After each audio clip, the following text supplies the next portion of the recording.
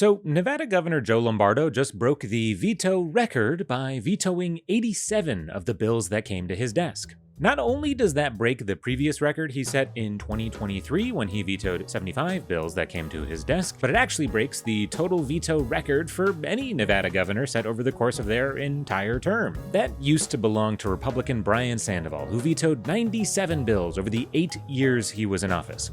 Well, in half that time, Lombardo has now cracked that with 162 vetoes in like 3 years, so less. I think we can say objectively, that's a lot of vetoes. And you might be wondering, sharp-eyed observer, hey, isn't he a Republican and the legislature run by Democrats? You'd be correct.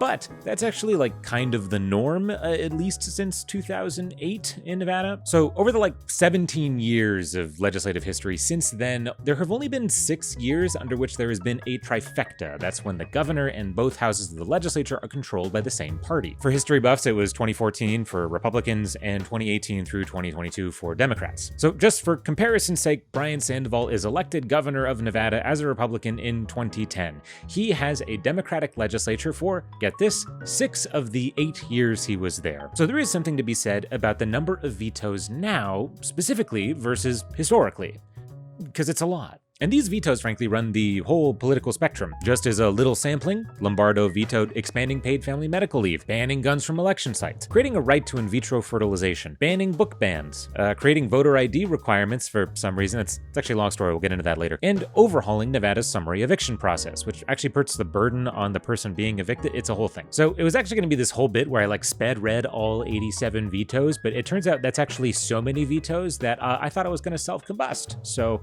in the interest of my own health, I stopped doing that. But fear not if you wanted a full explanation of all of this and I guess the stuff he also signed, because there is that. We will have a full explanation up on the channel next week. So subscribe if you're not, because there is so much to go over.